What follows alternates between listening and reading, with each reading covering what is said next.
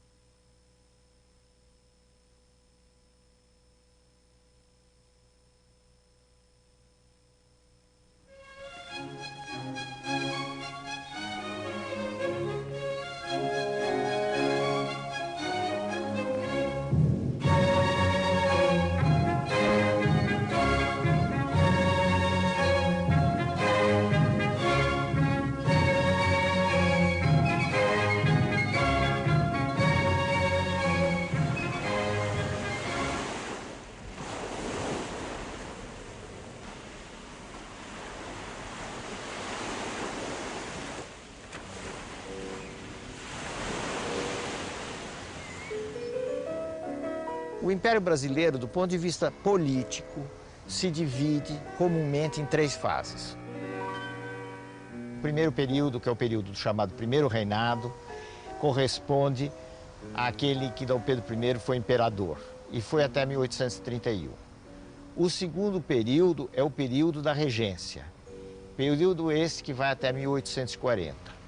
O terceiro período é o chamado Segundo Reinado, é o período em que o Brasil é governado por Dom Pedro II. Esse período termina em 1889 com a proclamação da República.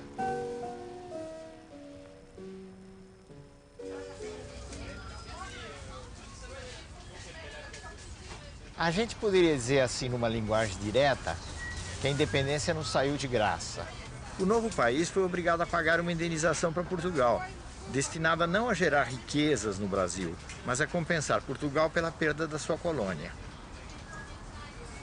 E como não havia recursos, vamos dizer assim, brasileiros para atender a negociação, foi feita uma primeira dívida externa do Brasil independente com a Inglaterra.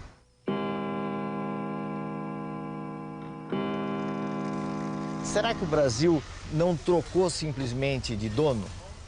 Antes era Portugal e aí, depois, em 1822, não passou a ser a Inglaterra quem dominou o Brasil? Mas isso não quer dizer que com a independência houve só uma troca de dono. Por que isso? Porque a independência principalmente obrigou à constituição de uma nação brasileira, de um Estado brasileiro, que tivesse seus órgãos de representação, suas instituições, seus poderes, suas relações com o mundo externo. Mas nós não devemos imaginar que, no caso da independência, tudo tenham sido flores.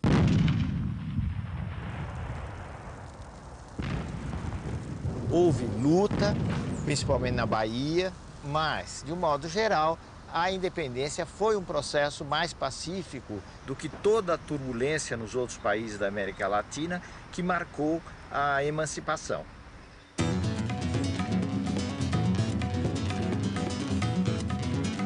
Por que é que o Brasil se manteve unido? Por que esse bloco geográfico se manteve unido? Quando isso não aconteceu nas antigas colônias espanholas da América do Sul?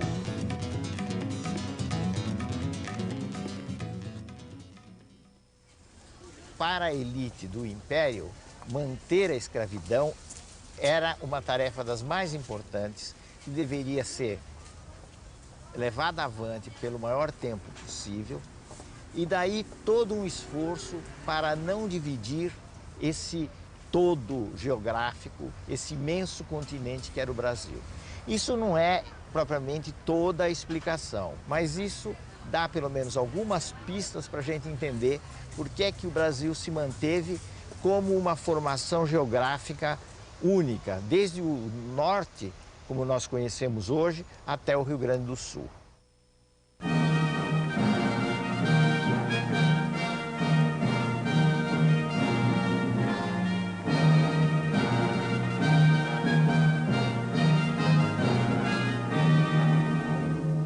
Por que, afinal de contas, o Brasil foi, durante muitos anos, entre 1822 e 1889, uma monarquia entre repúblicas? Isso tem muito a ver exatamente com a força da monarquia como instituição no Brasil, e é uma força que não caiu do céu.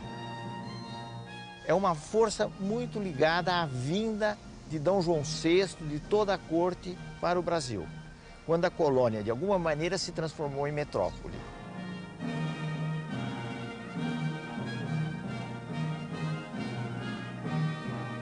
Então o Brasil teve monarquias iguais àquelas monarquias que existiram na Europa, as grandes monarquias, a monarquia francesa, a monarquia espanhola, a monarquia inglesa. Não propriamente. E uma das principais razões da diferença entre o Brasil e essas monarquias é o fato de que no Brasil não houve o que se chamava uma aristocracia de sangue.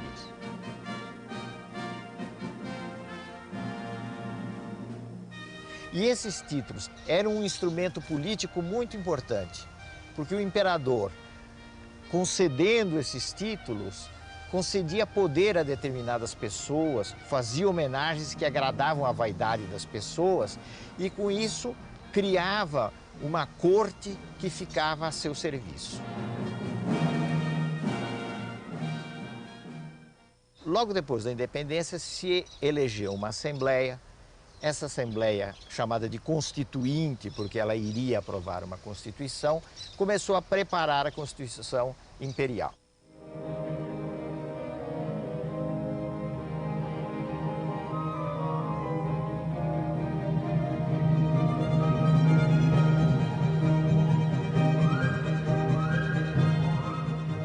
Mas houve uma grande desavença entre os membros eleitos da Assembleia e Dom Pedro I. Dessa divergência resultou a dissolução da Assembleia por parte de Dom Pedro.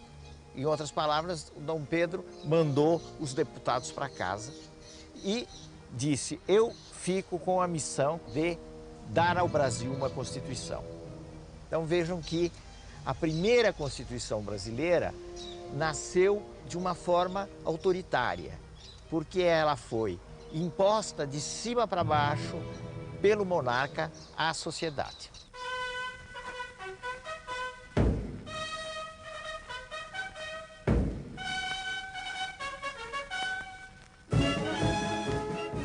Essa época de Dom Pedro foi muito marcada pela divisão entre portugueses, brasileiros, a disputa em torno do controle do país, a disputa em torno do controle do exército, dos postos mais altos do exército. E, no fim, tendo em vista essa disputa interna e também interesses com a sucessão no Reino de Portugal, Dom Pedro acabou voltando para a Europa em 1831.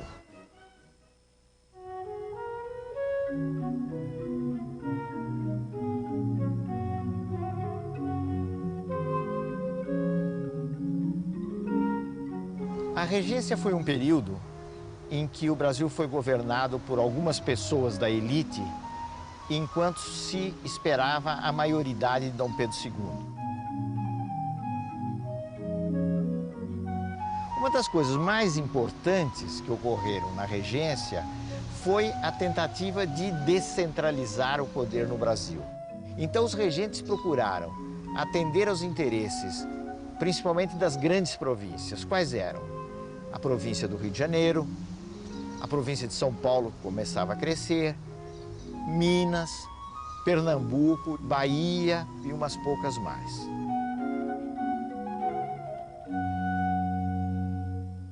A regência terminou por pressão, principalmente das elites, das grandes províncias que perceberam a necessidade de ter um comando centralizado.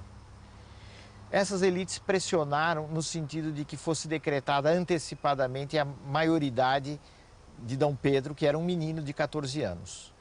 E com isso, Dom Pedro foi considerado maior, subiu ao trono e começou no país o período do chamado Segundo Reinado.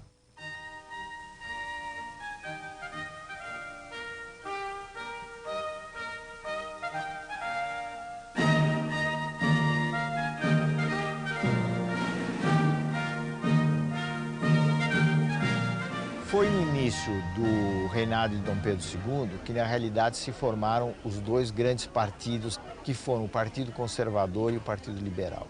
O Partido Conservador, ele era formado principalmente por aquilo que nós chamamos de burocracia imperial, isto é, os altos funcionários da corte, que se aliavam à grande cafeicultura, aos grandes produtores de café do estado do Rio. O Partido Liberal era formado por gente de outras províncias. Província de São Paulo, província do Rio Grande do Sul, em parte a província de Minas Gerais. Durante um certo tempo, os liberais foram menos centralizadores, fizeram mais poderes para as províncias do que os conservadores, que apostavam muito na força da corte e na força dada ao imperador.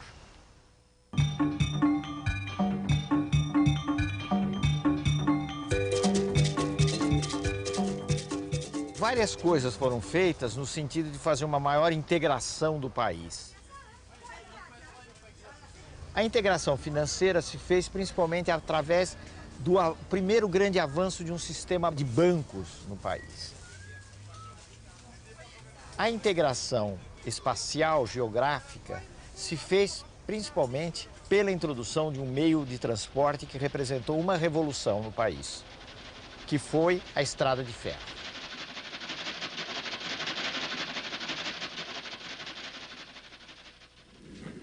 O Nordeste teve uma expansão na sua rede ferroviária muito ligada a uma empresa estrangeira, inglesa, chamada Great Western, que uniu várias partes de Pernambuco e da Bahia. Mas, por razões de ordem econômica principalmente, o coração durante o império da expansão ferroviária foi o Centro-Sul, foi São Paulo e o Rio de Janeiro.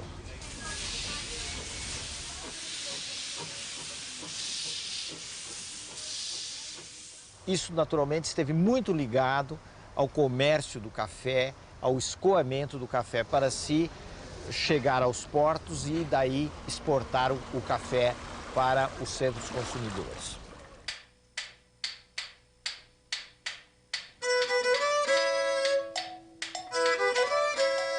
A primeira região de expansão da produção do café foi a região do Vale do Paraíba.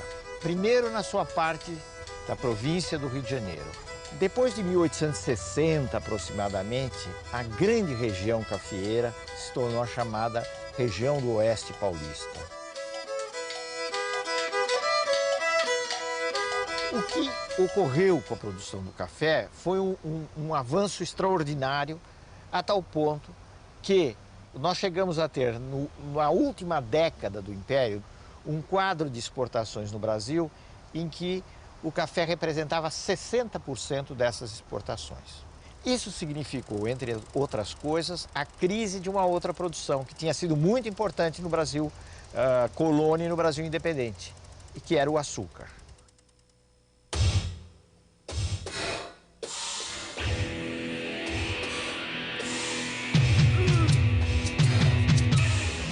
Uma frase muito comum no Brasil do Império é a seguinte: o Brasil é o café e o café é o negro. O que quer dizer isso?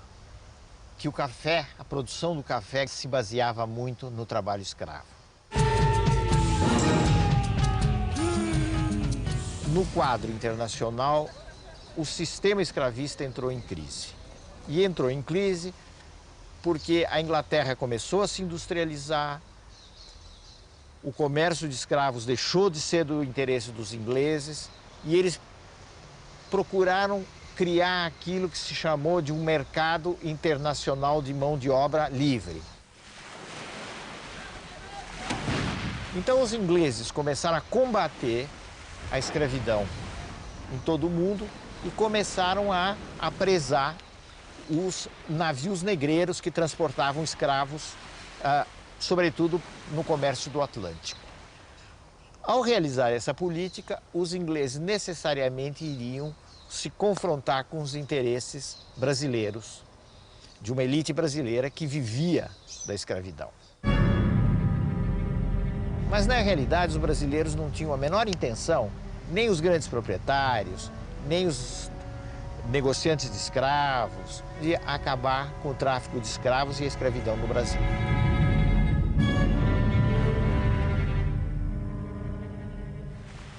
Por volta de 1850, o Brasil foi levado oficialmente a extinguir o tráfico internacional de escravos. E quando os governantes querem, em determinadas circunstâncias, certas medidas podem ser aplicadas. Esse foi o caso da extinção do tráfico.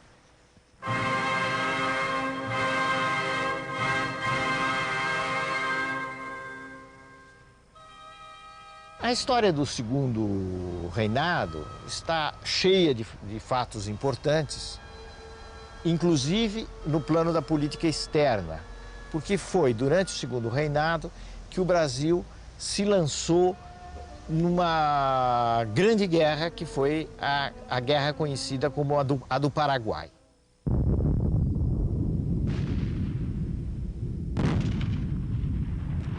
Essa guerra é também conhecida como a Guerra da Tríplice Aliança.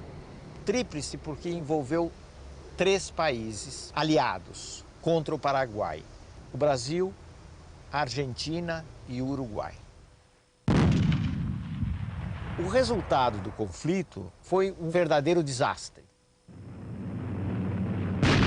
O Paraguai foi arrasado, a população masculina do Paraguai caiu muito, houve milhares de mortos brasileiros, milhares de mortos argentinos e uruguaios. Os homens que viveram esse final do século XIX tinham uma consciência que hoje nós não temos, de que houve um Brasil antes da Guerra do Paraguai e houve um Brasil depois da Guerra do Paraguai.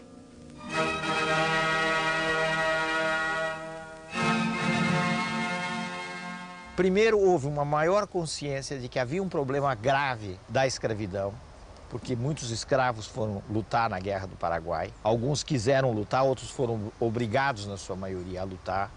E a contradição entre o soldado negro e o escravo negro se tornou muito forte. Isso é uma consequência, em parte, da Guerra do Paraguai. E existe uma outra coisa que nasceu com a Guerra do Paraguai, que foi o fortalecimento do Exército Brasileiro.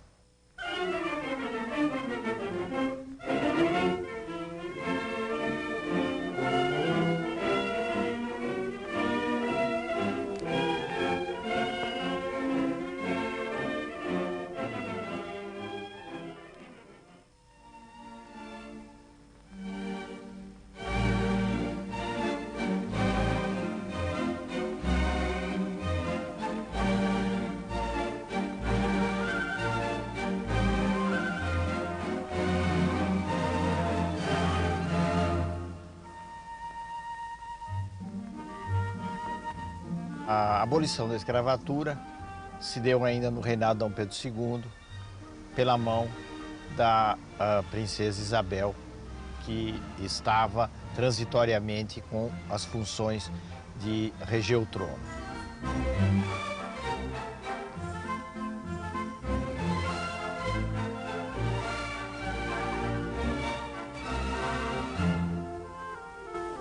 Lei número 3.353, de 13 de maio de 1888. A princesa imperial regente, em nome de Sua Majestade, o Imperador, o Sr. D. Pedro II, faz saber a todos os súditos do Império que a Assembleia Geral decretou e ela sancionou a lei seguinte. Artigo 1º. É declarada extinta desde a data desta lei a escravidão no Brasil. O que é importante a gente considerar na abolição da escravatura é o fato de que, se ela naturalmente representou um avanço, ela, da forma como foi feita, deixou muitos problemas. Porque não se considerou, ou não houve interesse em se considerar, a questão da inserção do negro na sociedade brasileira.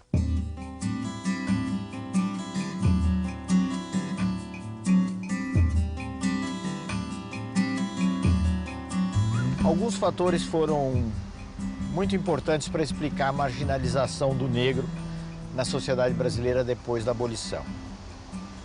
Entre eles, a gente pode lembrar o fato de que os grandes proprietários fazendeiros de café no estado de São Paulo fizeram uma opção pelo imigrante europeu, principalmente nos primeiros tempos, o imigrante italiano.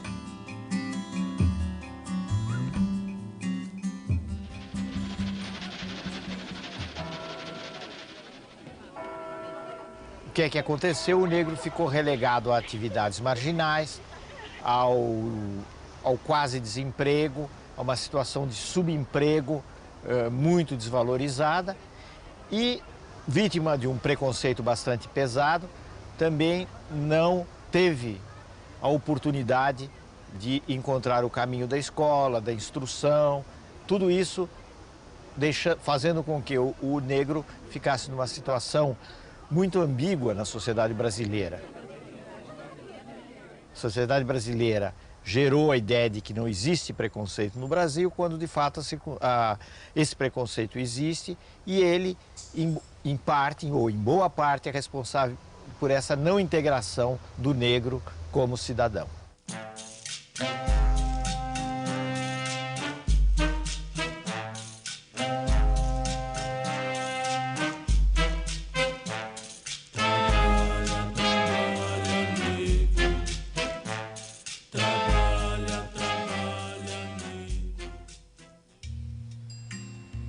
A escravidão permanecerá por muito tempo como a característica nacional do Brasil.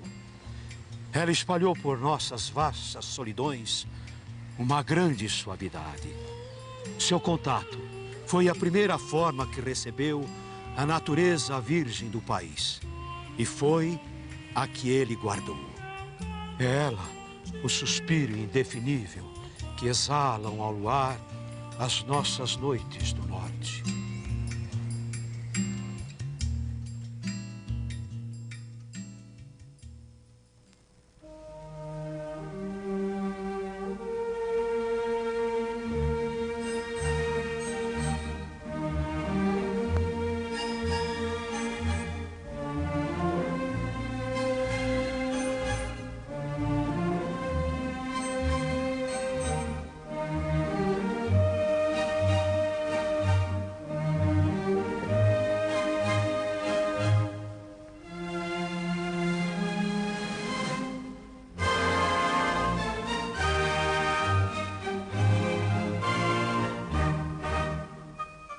Vários fatores concorreram para a crise do Império e, no fim, para a derrubada de Dom Pedro II em 1889, que partiu com a família exilado na Europa. Um desses fatores que foi muito discutido é o fim da escravidão. Esse fator tem alguma importância, sim, porque um setor muito fiel ao Império, que foram os grandes proprietários de escravos, acabou se decepcionando muito com Dom Pedro e a sua política de abolição. Mas o fator talvez mais importante seja a pressão pela autonomia por parte de um grupo da elite civil e a pressão por um novo tipo de regime que vinha a partir do exército.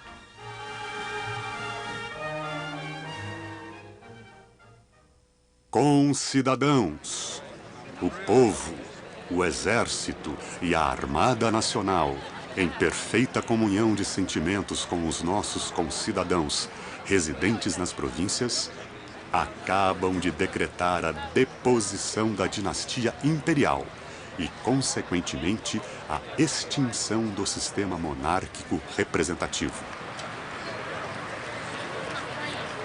A República resultou do encontro dessas duas forças que se uniram por um tempo e que eram muito diferentes, que eram, de um lado, o exército e, de outro, os fazendeiros de café, ou melhor dizendo, a elite política do estado de São Paulo, que tinha se organizado num partido muito coerente, que era o Partido Republicano Paulista.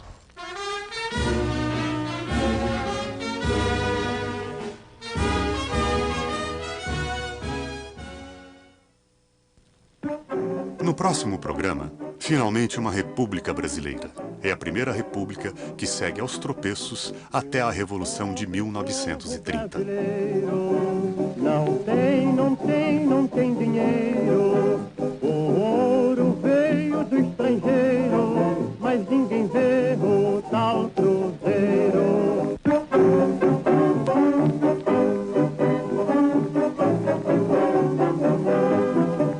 O pobre povo brasileiro não tem dinheiro.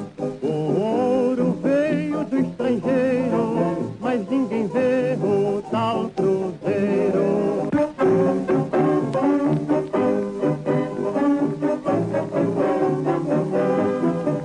O pobre povo brasileiro